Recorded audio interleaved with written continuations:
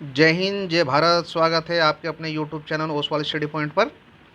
दोस्तों, आज मैं आपके लिए गोरखा शासकों द्वारा लगाए गए करों के संबंध में ट्रिक के साथ बताऊंगा, ताकि परीक्षा में आए सवालों का सही से जवाब दे सके।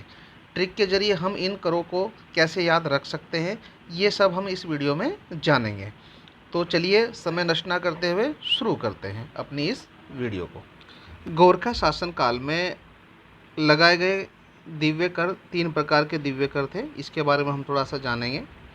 दिव्य कर गोलादीप प्रथा में लोहे का गर्म डंडा हाथ में रखकर कुछ दूरी तक चलना पड़ता था। जो नियत दूरी तय नहीं कर पाता से उसे दोषी समझा जाता था।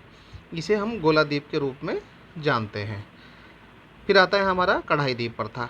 कढ़ाई दीप प्रथा में खोलती कढ़ाई में उबलते तेल में दोषी का हाथ डाला जाता था, तो हाथ जलने की स्थिति में उसे दोषी ठहराया जाता था कि भाई ये जो है दोषी है। इस प्रकार के कर गोरखा शासन में लगाए गए थे। तीसरा कर हमारा आता है तराजू दीप प्रथा। तराजू दीप प्रथा में क्या था, जो अपराधी होता था उसको तराजू में पत्थरों से तोला जाता था, जिन्हें शाम के समय अलग स्थान में रखा जाता था। दूसरे दिन उसे व्यक्ति को पुनः तोलने पर यदि वजन अधिक हो तो निर्दोष और हल्का हो तो दोषी माना जाता था। 3 प्रकार के कर थे हमारे।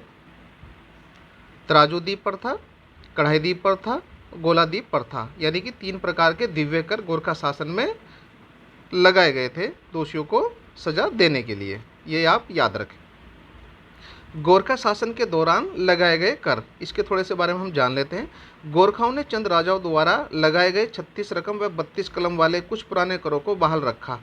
कुछ को तात्कालीन कारणों को ध्यान में रखकर नए कर लगाए गए।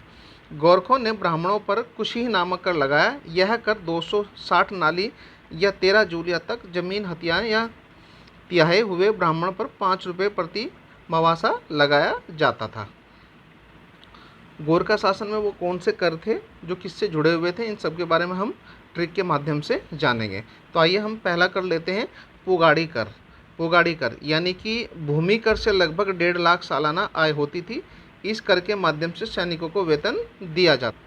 इसको हम कैसे याद रख सकते हैं? देखो, ट्रिक कोई सी भी हो, लेकिन हमें फ़र्क इतना पड़ता है कि हमें याद कैसे रखना है। हमें केवल याद होना चाहिए ताकि हम एग्ज़ाम में अपने इन करों को याद करके अपने क्वेश्चनों को हल कर सकें। देखो, पुगाड़ी, इसमें एक शब्द आता है गाड़ी। गाड़ी से हम क्या करते हैं? फसलों को घर तक ले जाते हैं, बेचने के लिए ले जाते हैं। तो गाड़ी में फसलें कहाँ उगती हैं? ये आपने देखा होगा। अगर हम गाड़ी में फसलें लेकर आते हैं तो फसलें जो है वो भूमि में लगती है। तो हम इस तरीके से भी इसको याद रख सकते हैं कि पुगाड़ी कर जो है वो भूमि कर से संबंधित है। ये आप याद रख सकते हैं। दूसरा हमारा आता है टीका भेंट कर। टीका शादी व विवाह के समय लिया जाता था। टीका, तो हम इसे किस तरीके से याद रख सकते हैं? टीका यानी दुल्हन के माथे पर जो टीका होता है, यानी कि शादी के समय ही दुल्हन अपने माथे पर टीका लगाती है। इस तरीके से हम इसको याद रख सकते हैं कि टीका भेंट कर यानी कि शादी व विवाह के समय लिया जाने वाला कर टीका भेंट कर कहलाता था। नेक्स्ट आता है हमारा मांगा कर।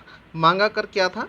प्रत्येक नौजवान से 1 रुपये लिया जाता था और मांगा कर को तात्कालिक कर के रूप में युद्ध के समय भी वसूला जाता था। यानी कि प्रत्येक घर में जो नौजवान होता था उससे 1 रुपये कर के रूप में लिया जाता था। इस तरीके से आप हमें याद रख सकते हैं, यानी कि युद्ध के समय में लिए जाने वाला कर।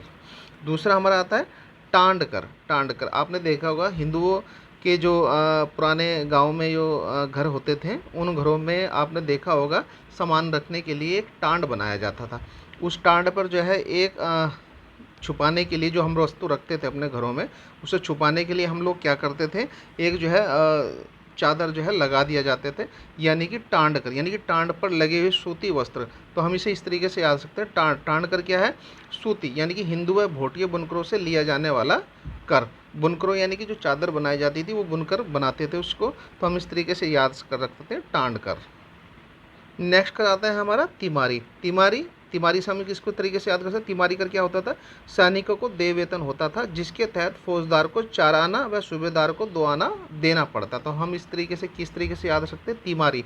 तो तिमारी यानी कि बीमारी। जब कोई सैनिक बीमार हो जाता था तो उसके जो सीनियर अधिकारी होते थे, जैसे फौजदार व सूबेदार, उसको जो है कुछ पैसे उस सैनिकों को देने पड़ते थे। इस तरीके से हम याद रख सकते हैं। तिमारी यानी कि बीमारी, यानी कि सैनिकों के बीमार पड़ने पर जो उनके सीनियर अधिकारी द्वारा कर दिए जाते थे वो तिमारी कर कहलाता था। आप इस तरीके से इसको याद रख सकते हैं।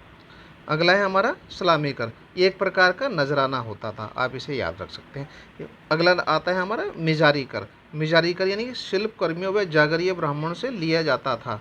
मिजारी कर यानी कि शिल्प कर्मियों व जागरीय ब्राह्मणों से लिया जाना वाला कर। अगला कर आता है मोह कर। मोह कर क्या होता था? प्रति परिवार पर लगने वाला 2 रुपया कर, जिसे चंद राजाओं ने भी लगाया था। इस कर को गरही पिछई भी कहा जाता था। मोह कर यानी कि प्रत्येक परिवार पर लगाने वाले कर, जिससे 2 रुपये लिया जाता था, यानी कि प्रत्येक परिवार से 2 रुपये जो है कर के रूप में लिया जाता था। इसको आप याद रखेंगे। फिर आता है आपका शायर। शायर यानी कि सीमा व चुंगी कर। ठीक है। दूसरा है मरोकर। मरोकर यानी कि पुत्रहीन व्यक्ति से। मरोकर किससे लिया जाता था? जो पुत्रहीन व्यक्ति होता था उससे मरोकर जो है लिया जाता था, ये आप याद रखें। अगला है घी कर। घी कर यानी कि घी जो है हमारा दूध से निकलता है, और दूध जो है कौन देते हैं? वो जो है पशु देते हैं, हमारे गाय, हमारी जो गायें और भैंस होती हैं वो जो है दूध देते हैं, यानी कि दुधारू पशुओं पर लगता था घी कर। यानी कि दूध से हम जब घी बनाते हैं तो हम इस तरीके से इसको याद रखते हैं, घी कर किस पे लगता है? दुधारू पशुओं पर लगाया जाता था। इस तरीके से हम इसको याद रख सकते हैं। अगला आता है हमारा रहता। रहता कर यानी गांव छोड़कर भागे हुए लोगों पर लगाया जाता था। जो गांव छोड़कर भाग जाता था उसको क्या कहते थे हम? कौन सा कर लगाते थे? तो उस पर हम रहता कर लगाते थे। फिर आता है बहता कर। छिपाई संपत्ति पर लगने वाला कर। बहता कर छिपाई संपत्ति पर लगने वाला एक कर था। फिर है गोबर व पुछिया नामक कर, गोरखा कालीन थे। पुछिया, अगर सवाल आ जाता है कि गोबर व पुछिया कर किसके शासनकाल में लगाए गए थे, तो याद रखेंगे हम गोरखा शासनकाल में। सोन्या फागुन जो गोरखों के उत्सव का खर्च होता था। फिर आता है दोनिया कर। मेवाती और हेडी भाबर में पहाड़ी पशुचारकों द्वारा वसूला जाता था दोनिया कर। नेक्स्ट हमारा राजकर्मचारियों से लगान की जानकारी लेने के लिए जान्या शून्य कर देना पड़ता था। पुगड़ी या पगड़ी कर जमीन या जायदाद हस्तांतरण के लिए एक मुश्त देना पड़ता था, ये भी आप याद। अगला है अधनी दफ्तरी। यह कर राजस्व कर्मचारियों के वेतन से लिए जमींदारों से लिया जाता था। अधनी दफ्तरी यानी कि दफ्तरी में कौन बैठता है? सरकारी कर्मचारी बैठता है। तो हम इस तरीके से याद रखते हैं कि अधनी जो दफ्तरी कर है वो किससे लिया जाता है? वो राजस्व कर्मचारियों के वेतन के लिए खस जमींदारियों से लिया जाता, यानी कि जमींदार जो लोग होते थे उनसे जो है यह कर लिया जाता था राजस्व कर्मचारियों को देने के लिए, ये आप याद रखेंगे। अगला है गांव के प्रधान थोकदार के अधीन होते थे, जिन्हें राजकर के अलावा इनको दस्तूर देना पड़ता था। अगला सवाल है गोरखा शासन में काश्तकारों से कर ठेकाबंदी के आधार पर लिया जाता था। गोरखा शासन में काश्तकारों से कर ठेकाबंदी के आधार पर लिया जाता था, ये भी आप याद रखेंगे। गोरखा शासन में सेवा के बदले दी जाने वाली भूमि को मोनोचोल कहा जाता था। कई बार क्वेश्चन जो है आ जाता है कि गोरखा शासन में सेवा के बदले दी जाने वाली भूमि को क्या कहते थे, तो आप याद रखेंगे मोनोचोल कहा जाता था। अगला सवाल है कल्याण धन। कल्याण धन केरू, बक्सीस, ऊपरी रकम आदि गोरखाकालीन कर थे। तो कहीं पर पूछ लिया जाता है कि बताइए गोरखाकालीन में कौन से कर थे, तो आप याद रखेंगे कल्याण धन की केरू, बख्शीश, ऊपरी रकम आदि ये गोरखाकालीन के कर थे।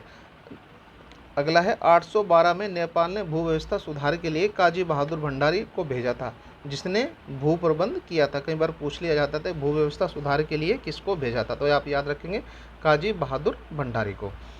गोरखा ने कर वसूलने के लिए नियम बनाए, जिन्हें हम क्या कहते थे? बलि कहते थे। क्वेश्चन में पूछा जाता है कि गोरखों ने कर वसूलने के लिए नियम बनाए थे, उन नियमों को क्या कहा जाता, तो आप याद रखेंगे बलि कहा जाता था। अगला है रण बहादुर चंद्रिका की रचना कवि मोलाराम ने की, जिसके लिए नेपाल सरकार ने उन्हें जागीरें दी थी। तो कई बार पेपर में पूछ लिया जाता है कि बताइए रण बहादुर चंद्रिका की रचना कौन से कवि ने की थी, तो आप याद रखेंगे कवि मोलाराम ने। तो मिलते हैं हम अपनी नेक्स्ट वीडियो में, आप इसको ज़रूर याद करें और मेरे चैनल को लाइक और सब्सक्राइब जरूर करें। धन्यवाद।